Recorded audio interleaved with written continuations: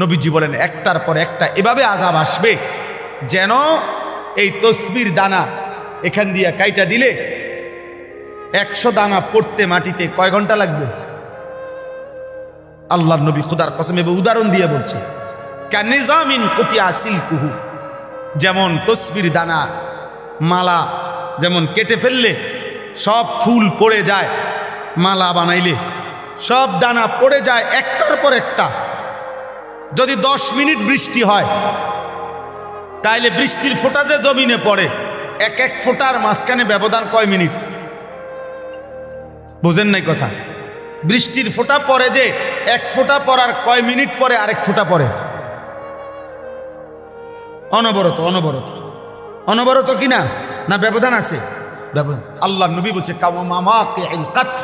তোমাদের উপরে মুসিবত আসবে বৃষ্টির পানির ফোঁটার মতো,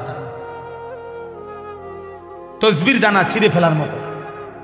কাকিতাইল লাইলিল মুজলিম, এগুলো সব কিয়ামতের পূর্বের কথা। এটি হয়ে গেছে এই যে কথা না, নূহ নবীর জমানার কথা বলেন। নবীজি বলছে অন্ধকার অমাবস্যার রাত্রির মতো তোমাদের উপরে মুসিবত আসবে, কিছুই খুঁজা পাইবা না।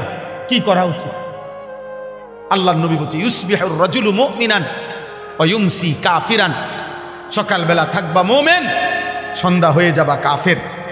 সন্ধ্যায় ছিলা মুমিন, সকালে হয়ে যাবা কাফের। আল্লাহর নবী সাল্লাল্লাহু আলাইহি সাল্লাম এক সাহাবী হুযাইফাকে বলছিলেন, হুযাইফা, যদি কোনোদিন আল্লাহর পথে চলতে গিয়ে কাউকে খুঁজে না পাও তাহলে একা গাছের শিকড় গোড়ালি কামড়াইয়া ধরা একা হলেও দ্বীনের উপরে থাকবে। ওয়ালাউ আন তাআদ্দা বিআসলি শাজারাতিন হাত্তা ইউদরিকাকাল মাউত ওয়া আনতা আলা যালিক, মৃত্যু পর্যন্ত। আমি অনুরোধ করলাম, আমরা বলার চেষ্টা করছি, আমরা তোমাকে বুঝাইবার চেষ্টা করছি। আপনারা যারা বাবা আছেন, অভিভাবক আছেন, আপনারা আপনাদের ছেলের প্রতি যত্নবান হন। কাঠ পালং আর সোফার ফার্নিচার, বিল্ডিং আর ইট, টাইলস আর বাথরুম নিয়া এত ব্যস্ত হইয়েন না। 1000 বছর যাবত, লাখো বছর মানুষ টাইলস ছাড়াও ঘুমাইছে বাপ, ইমান ছাড়া যেন না ঘুমায়। মাটির বিছানায় ঘুমাইলে কিছু হয় না রে বাপ, কিন্তু সেজদা ছাড়া ঘুমাইলে বিপদ হবে রে বাপ। আপনার ছেলে যদি মাটির বিছানায় ঘুমাইতো অসুবিধা হতো না, যদি ফজরের নামাজ পড়তো। আর লাখ টাকার যদি পালঙ্কেও ঘুমায় অথচ ফজরের নামাজ পড়ে নাই, তো বিপদ হবে আপনারও, আপনার ছেলেরও, মেয়েরও, স্ত্রীরও। অতএব দয়া করে 2 কথা বললাম। এক, প্রিয় ভাই, তোমরা মনে রাখো বাবা, যদি আগামীর পৃথিবী নিরাপত্তা, আমাদের জানমালের নিরাপত্তা হতে হয়, আমাদের আল্লাহর সাথে সম্পর্ক ছাড়া হবে না। মনে মনে ভাবেন তো আপনারা যে আমাদের নবী সাল্লাল্লাহু আলাইহি সাল্লামের জামানায় মনে করেন 10,000 সাহাবী নবীজির সামনে বসা। কয় হাজার? তো নবীজি তাদের সামনে বসা, এটা হিসাব ধরেন তো 10,000 সাহাবীর মধ্যে গুনলে, মানে 1 2 3 4 5 6 7 8 করে গুনলে তো একজন হবে 1, আরেকজন হবে 10,000, হবে না? মানে সংখ্যা হবে কিনা এরকম কথা বলে না। কিন্তু প্রশ্ন হলো এখন আমার, যে এবার আমরা কল্পনা করেন তো 1 নম্বর জন মনে করেন সামনে বইছে, আর 10,000 নাম্বার যার সিরিয়ালে উনি মনে করেন একদম পিছনে। তো এই 10,000 সাহাবীর সামনে কল্পনা করেন যে ফজরের নামাজ পড়তো কয়জন, কয় পার্সেন্ট? কথা বুঝছেন নি আমার? 5 ওয়াক্ত নামাজ পড়তো কয় পার্সেন্ট? কথা বলে না। হারাম থেকে বেঁচে থাকতো কয় পার্সেন্ট? হালালের উপরে চলতো কয় পার্সেন্ট? হ্যাঁ, তো বিজয় তাদের হবে না, তো আমগুনি হবে। এবার আমরা এখানে হিসাব করি, এখানে আমরা যদি 1000 মানুষ হই, তো এবার আমাদের হিসাব করে গুনেন, আমরা গুনেন ফজরের নামাজ কয় পার্সেন্ট? মোবাইলে নারী দেখে না, ছবি দেখে না, উলঙ্গ দৃশ্য দেখে না, এমন কয় পার্সেন্ট? হ্যাঁ বলে, ইনসাফ করেন। তাহলে আমাদের বিজয় আসবে কেমনে ভাই? সাহাবায়ে কেরাম হারাম থেকে বেঁচেছেন শতভাগ, আল্লাহর বন্দিগি করছেন শতভাগ। আর আমাদের নেশাগ্রস্ত জুয়ারি, জিনাখোর, বেবিচারী কি পরিমাণ! আমাদের এক এক ছেলের চেহারা দেখলেই বোঝা যায় মাত্র 18 বছর 20 বছর, কোডি সাফা ভিতরে ঢুকে গেছে। অসভ্য নারী দেখতে দেখতে, উলঙ্গ ছবি দেখতে দেখতে এই হাইওয়ান নিজের বীর্যপাত হতে হতে তার শরীরটা আর কিচ্ছু নেই। আমি যদি বাপ চাচা না থাকতো ছেলেরা, তাইলে তোম করে কইতাম, শুনাইতাম কাছে থাকা। তোমার কাছে জানে না, আমি জানি। 16 বছরের ছেলের হালাত কি, 14 বছরের ছেলের হালাত কি, ক্লাস 9-এর ছেলের হালাত কি। অসংখ্য যুবক, নওজোয়ান, কিশোর মৌলানা সাহেব জিনা করতে করতে ক্লান্ত হয়ে, বেবিচার করতে করতে ক্লান্ত হয়ে গেছে। এমন ছেলেও হাজারবার চোখের পানি ফেলে আমাদের কাছে দোয়া চাইছে, দোয়া চায়, যে সারা রাত উলঙ্গ ছবি দেখে, যার নিজের লজ্জাস্থান নিজের হাত দ্বারা শেষ করে দিছে।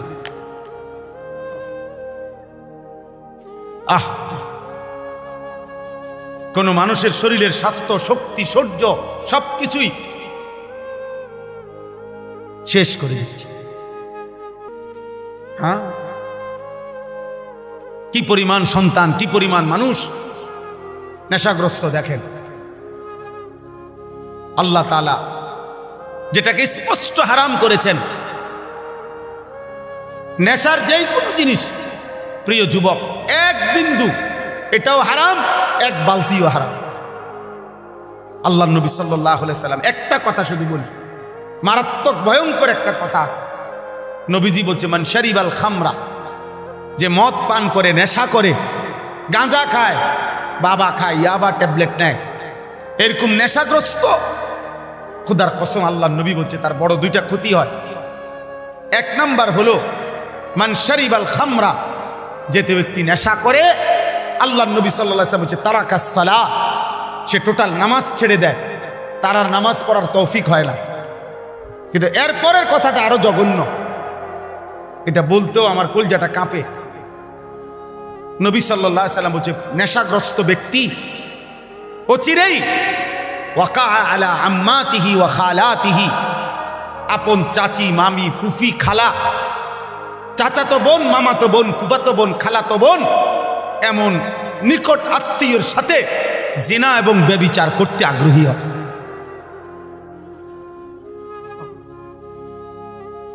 আল্লাহর কসম নবী বলছে।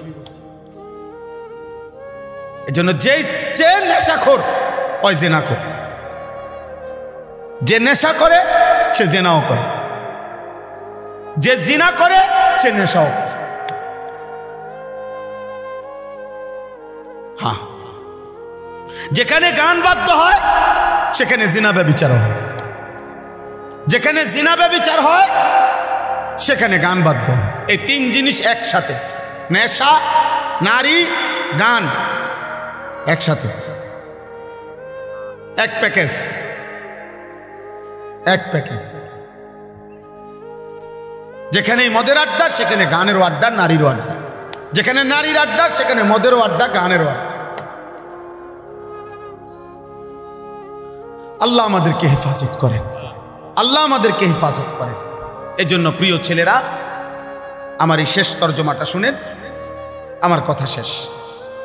আল্লাহ তাআলা বলেন ওয়ালাকাদ খালাকনাল ইনসানা, আল্লাহ আমাদেরকে আমাদের মৃত্যুর কথা মনে করায় দেওয়ার জন্য, মৃত্যুর কথা আল্লাহ কয়েকটা কথা বলছে। এক নম্বর, আল্লাহ বলে শুনো, আমি আল্লাহই প্রত্যেকটা মানুষকে সৃষ্টি করেছি। এক, ওয়া না'লামু মা তুওয়াসবিসু বিহি নাফসু, আল্লাহ তাআলা বলে প্রত্যেকের অন্তরের গভীরে যত গুনাহের কুমন্ত্রণা, গুনাহের আগ্রহ আমি আল্লাহ জানি, লুকাইতে পারবা না। আমার আল্লাহ থেকে লুকানো সম্ভব?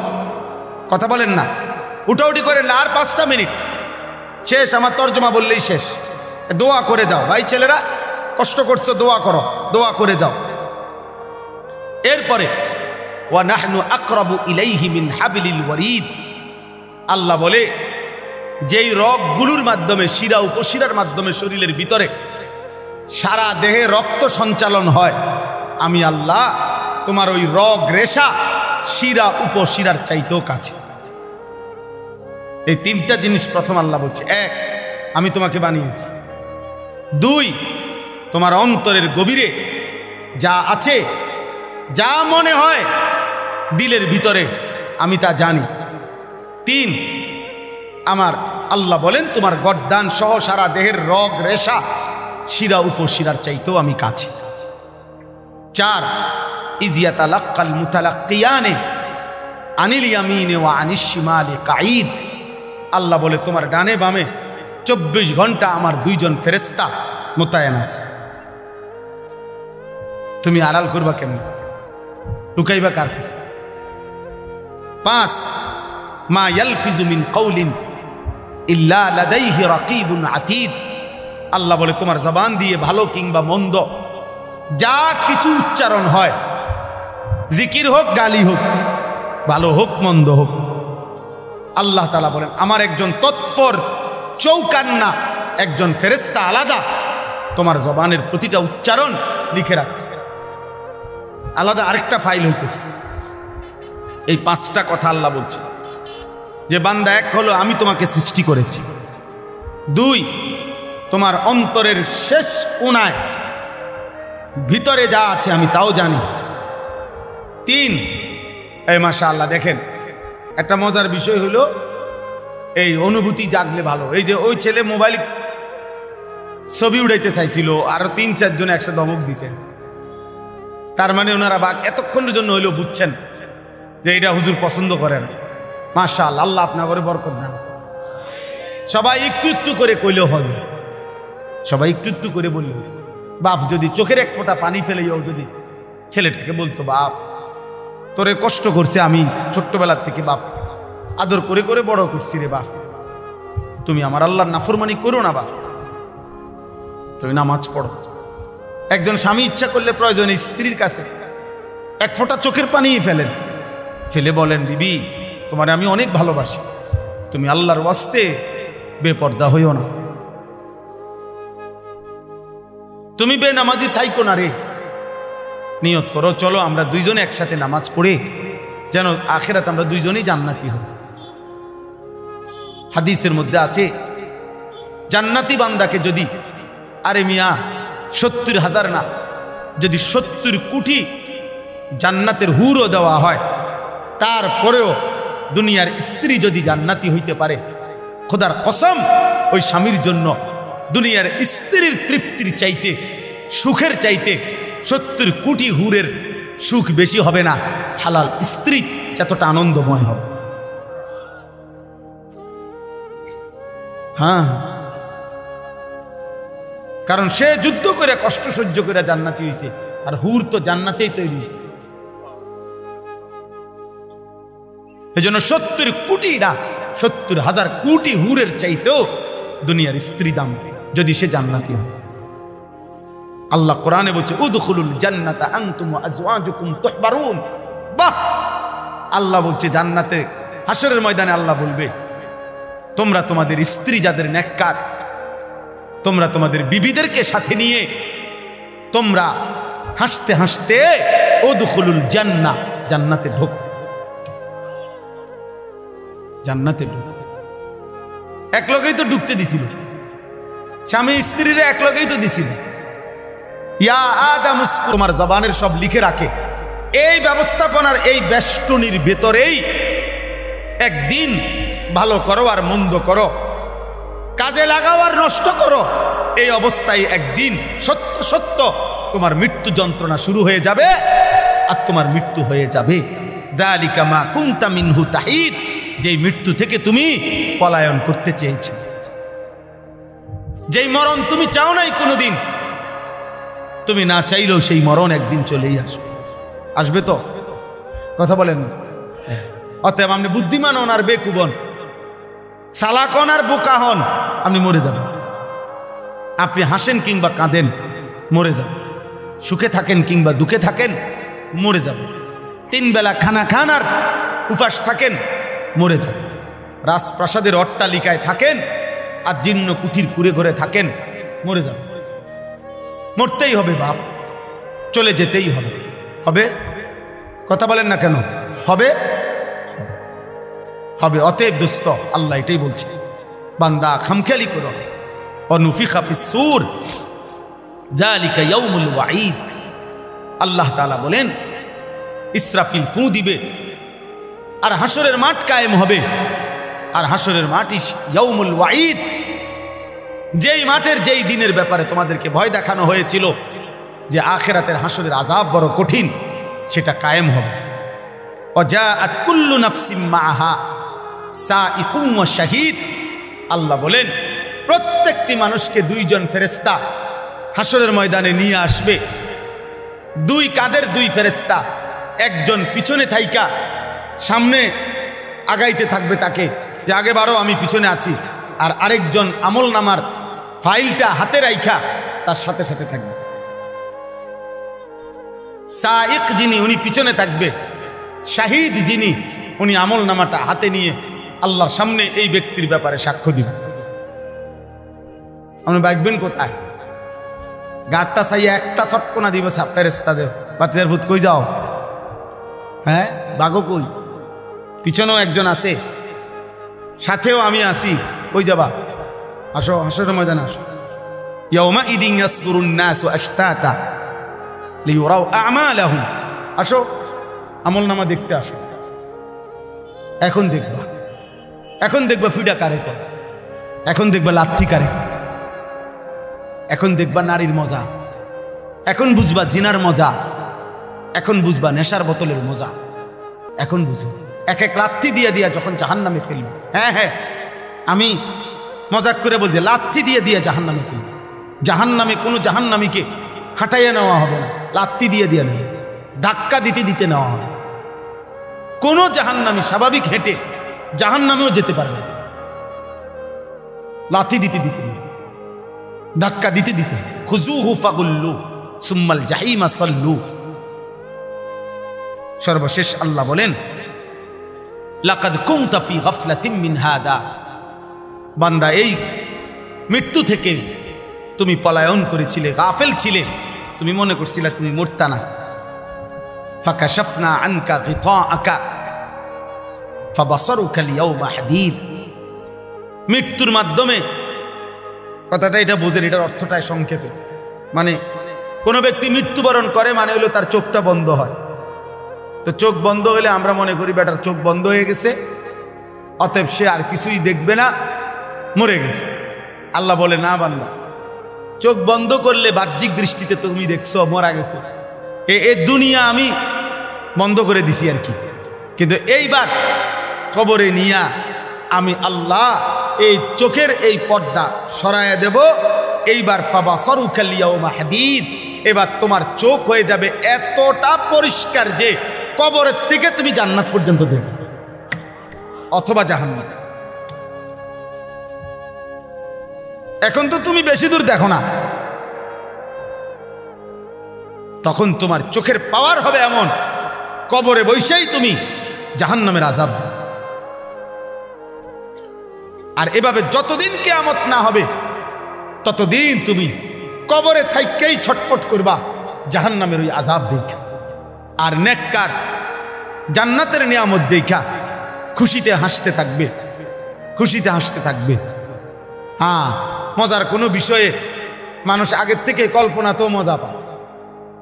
বিরিয়ানি খাইব যখন মনে হয়, আমরা ছাত্র জীবনে যেদিন শুনতাম বিরিয়ানি দিব, আলহামদুলিল্লাহ আগের দিন থেকেই একটা মানসিক মনটার মধ্যে একটা প্রস্তুতি থাকতো যে রবিবারে বিরিয়ানি দিব, আগের থেকেই ভালো লাগে। মাদ্রাসা যেদিন ছুটি দিবে এই দাঁড়ার কামে থাকতো। আমার মনে আছে, যদি মনে করেন বৃহস্পতিবারে ছুটি দিবে, আমরা বুধবার দিন কোনোদিন আমার মনে হয় না আমরা বেডিং বিছাইয়া ঘুমাইছি।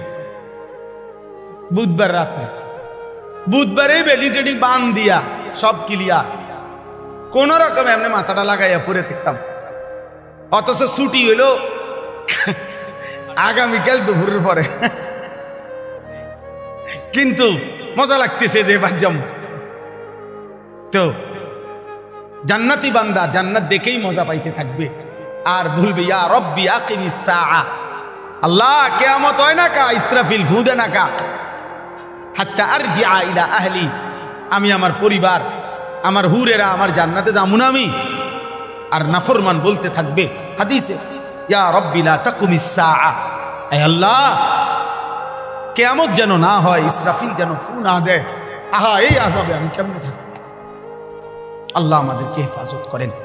অতএব প্রিয় ভাই, একটা ছেলেকে অনুরোধ করছি, দোস্ত আমি অনেকক্ষণ বললাম, ছেলেরা আমার একটা ছেলেকে অনুরোধ করলাম, নষ্ট হইও না, নষ্ট হইও না, নারীর ফান্দে জীবন শেষ করে দিও না, মোবাইলটার দিয়া জীবনটা নষ্ট করে দিও না, একটা মোটর সাইকেলের জন্য এমন সুন্দর একটা যুবক নষ্ট হয়ে যায় না, 12,000 14,000 টাকার একটা মোবাইলের কাছে এমন একটা হায়াত, এমন একটা জীবন চরিত্রহীন বানায় দিও না, বরং জীবনটা সুন্দর করার চেষ্টা করেন। প্রত্যেকের কাছে অনুরোধ, নবী সাল্লাল্লাহু আলাইহি সাল্লামের একটা সুন্নাত আমল করবেন। আল্লাহর কথার উপরে সামান্যতম তুচ্ছ তাচ্ছিল্য করা, এটা কুফরি, ডাইরেক্ট কুফরি। ইস্তেহজা কুফরি, মানে ঠাট্টা করা, তুচ্ছ তাচ্ছিল্য করা, কোনো কথা দ্বারা, শব্দ আচরণ উচ্চারণ দ্বারা। প্রিয় ভাই, একটা হলো আমল না করা, আর একটা হলো অবজ্ঞা করা। দাড়ি না রাখা এটা কবিরা গুনাহ, কিন্তু অবজ্ঞা করা, টিটকারি করা, বিদ্রুপ করা কুফরি। এটা জরুরি কথা, কিন্তু এজন্য ফাইজলামি সবখানে না, মস্কারি সব জায়গায় না। তুমি না শুনলে কোনো সমস্যা নাই, আমি তো আগেই বললাম, কিন্তু আল্লাহর কথা শতভাগ মনোযোগ দিয়ে শুনতে হয়। কোরআনুল কারীমের মধ্যে বারবার আল্লাহ তাআলা এই কথাটা বলছেন, ফাসতামিউ লাহু ওয়া আনসিতু। আমার কোরআন আল্লাহ আদেশ করেছেন তোমরা মনোযোগ দিয়ে শোনো এবং চুপ থাকো, লাআল্লাকুম তুরহামুন। আল্লাহ তাআলা বলেন যদি মনোযোগ দিয়ে শোনো, চুপ থাকো, আমি আল্লাহ ওয়াদা করলাম অবশ্যই তোমাদের উপরে রহমত বর্ষিত হবে। সরাসরি আল্লাহর ওয়াদা। এজন্য যে আল্লাহর কথা মনোযোগ দিয়ে শুনবে, চুপ থেকে শুনবে, আল্লাহ তার উপরে রহমত বর্ষণ করবে। রহমত বর্ষণ করবে মানে কি? তাফসীরে রুহুল মাআনিতে আছে তাওফীকুত তাআ, ইউওয়াফিকুহুত তাআ। আল্লাহ তাআলা তাকে ওই কথাগুলোর উপরে আমল করার, আনুগত্য করার, আমল করার তৌফিক দান করবে। হযরত এই মাত্র বললেন আমার পরম শ্রদ্ধেয় উস্তাদ, বাংলাদেশের মুরব্বী, বাংলাদেশের হাজারো লাখো উলামায়ে কেরামের অভিভাবক, হেফাজতে ইসলাম বাংলাদেশের সংগ্রামী মহাসচিব আল্লামা শায়েখ সাজিদুর রহমান দামাত বারাকাতুহুল আলী, একেবারে ছোট্টবেলায় জিন্দেগির প্রথম মাদ্রাসার পড়ালেখা বলতে যা বুঝায়, আমি সেটা দারুল আরকামে পড়ছি। হুজুর আমার উস্তাদ না শুধু, অনেক প্রিয় উস্তাদ, আমাদেরকেও ব্যক্তিগতভাবে অনেক আদর। সর্বপ্রথম যাদেরকে দিয়ে, সর্বপ্রথম যেই বেস দিয়া দারুল আরকাম মাদ্রাসা, ওই মেড্ডা পীরবাড়ি চালু হয়েছে যেখানে, আমি সেই বেসের ছাত্র। আমাদেরকে দিয়েই মাদ্রাসা চালু হয়েছে। সেই এই মসজিদ, পুরান মসজিদের কাজ, রাস্তার সামনে যেই মসজিদটা, আমরা নিজেরা কাজ করছি, মিস্ত্রিরাও করছে, আমরাও কাম করছি, একবেলা পড়ছি, একবেলা মসজিদের কাজ করছি, ছাদ ডালাইয়ের কাজও আমরা করছি, আলহামদুলিল্লাহ। তো যাই হোক, বলার উদ্দেশ্য হলো হুজুর এই মাত্র বললেন যে আমল মাকসাদ, বললেন না এখন আমল মাকসাদ। তো আল্লাহ তাআলার কথা যদি কেউ মনোযোগ দিয়ে শুনে, আল্লাহর ওয়াদা যে তোমার উপরে রহমত বর্ষিত হবে, মানে হলো আল্লাহ তাআলা তোমাকে আমলের তৌফিক দিবে। প্রিয় ভাই, আসলে অনেক মানুষ আছে ফিরতে চায়, ফিরতে পারে না, মাঝে মাঝে মন চায় নামাজ পড়তে, সময় কুলায় না, অথবা মানসিকতাই হয় না। অনেকের আছে অনেক গুনাহ ছেড়ে দিতে মন চায়, কিন্তু কে যেন তারে ফিরায় রাখে। তাহলে আল্লাহ তাআলা কাউকে ইবাদতের তৌফিক দেওয়া, এটা আল্লাহর নিয়ামত, এটা আল্লাহর নিয়ামত। এই জন্য আল্লাহর কথা মনোযোগ দিয়ে শুনতে হবে, আজকে না সব সময়। প্রিয় ছেলেরা, কিশোর নওজোয়ান ভাই, মহব্বত করেই আসছো, আমরা বুঝি, ভালোবেসেই আসছো। তো মনে করো আমারে মহব্বত করে আসছো, তো এটার মাকসাদ কি? যে উনি কোরআন সুন্নাহর কিছু কথা বলবে, এগুলো আমি শুনবো, এই নিয়তেই আসছো। তাহলে আয়শা যদি তামসা করো, তাহলে আসলা কেন ভাই? আয়শা যদি তুমি মোবাইল নিয়েই ব্যস্ত থাকো, তো আসলা কেন ভাই? আয়শা যদি তুমি বুট বাদামি খাও, তো আসলা কেন? বুট বাদাম কি পৃথিবীতে আর কখনো মিলবে না? বুট বাদাম কি বেচা কিনা আজকেই শেষ? কথা বলেন না। তাইলে শুধু শুধু এটা তো একটা ম্যাজিক না যে সার্কাস দেখাইলাম, আমি আইলাম, আমরা দেখলেন, এটা তো কোনো কথা না বাপ। আমি এই জন্যই বললাম, দয়া করে সমস্ত ছেলে বাবা সবার কাছে অনুরোধ, আল্লাহর কথা মনোযোগ দিয়ে শুনতে হবে। চোখের দিকে তাকাইয়া শুনলে বরকত, চোখের দিকে তাকাই। হাদিসে স্পষ্ট আছে, সাহাবায়ে কেরাম এভাবে আল্লাহর নবীর কথা শুনতেন যেন তাদের গর্দান থেকে মাথাটা আলগা করে রাখছে, অর্থাৎ মাথা থাকলে না নড়ত, এমন নিশ্চুপ এবং এমন মনোযোগ যে মনে হয় যেন মাথায় নাই। আবার কোন হাদিসের মধ্যে আছে কাআন্না আলা রুউসিনা তাইর। আপনারা এখনো ওইদিকে, ছেলেরা দেখো ওইদিকে জায়গা আছে, বাবা যাও, মানে দাঁড়াইয়া থেকে কষ্ট হবে, কিচ্ছু বুঝতা না, দাঁড়াইয়েই থাকতে পারবা, সে ওই 10 টাকার বুট খাইতে খাইতে বাজ যাবে গাড়ি। বসতে হবে, আমার কথা হলো এটা বসতে হবে, আমার নজরের সামনে দাঁড়ায় থাকার সুযোগ নেই, আর নয়তো চলে গেলে ভালো। মাদ্রাসার বড় ছাত্র ভাই দেন করে একা ঢুকা বসাইতে সবাই, মাশা, কেউ দাঁড়ায় থাকে, একজন আরেকজনকে বলেন তাই না বসাই দেন। তো সাহাবায়ে কেরাম বলতেছেন কাআন্না আলা রুউসিনা তাইর, আমরা নবীজির চারপাশে বসলাম নবীজির কথা শুনতে, এতটা মনোযোগ যে যেন আমাদের মাথার উপরে পাখি বসছে। তো কোন মোটা ডালের মধ্যে পাখি বসে, যে ডাল নড়ে না, চিকন পাতলা ডালে, গাছের ডাল আর কি, যেটা শুধু নড়ে হালকা বাতাসেই, এটার মধ্যে পাখি বসে না, কারণ এ তো শুধু নড়ে। তো এজন্য এতটাই স্থির মাথা, যে এত মনোযোগ যেন মাথার উপরে আইসা পাখি বসছে। রাসূলুল্লাহ সাল্লাল্লাহু আলাইহি সাল্লামের কথা সাহাবায়ে কেরাম এভাবে শুনত, এভাবে শুনত। হাদিসের মধ্যে আছে রাসূলুল্লাহ সাল্লাল্লাহু আলাইহি সাল্লাম আসরের নামাজের আগে একদিন মসজিদে নববীতে দাজ্জালের ব্যাপারে বয়ান করছেন। দাজ্জালের, শেষ জামানার সবচেয়ে বড় বিপদ, ফিতনা। একজন ইমানদারের উপরে সবচেয়ে বড় বিপদ হলো, ইমানের সবচেয়ে বড় পরীক্ষা হলো দাজ্জালের ফিতনা। নবী সাল্লাল্লাহু আলাইহি ওয়াসাল্লাম বলছে, মা বাইনা খালকি আদম ইলা কিয়ামিস সাআ আকবার মিন ফিতনাতিদ দাজ্জাল। আদম সৃষ্টির পর থেকে কিয়ামত পর্যন্ত একজন মুমিনের জন্য দাজ্জালের চাইতে বড় কোনো ফিতনা নাই। নবী সাল্লাল্লাহু আলাইহি ওয়াসাল্লাম এই দাজ্জালের ব্যাপারে নবীজি আসরের নামাজের আগে বয়ান করছেন সাহাবাদের কাছে।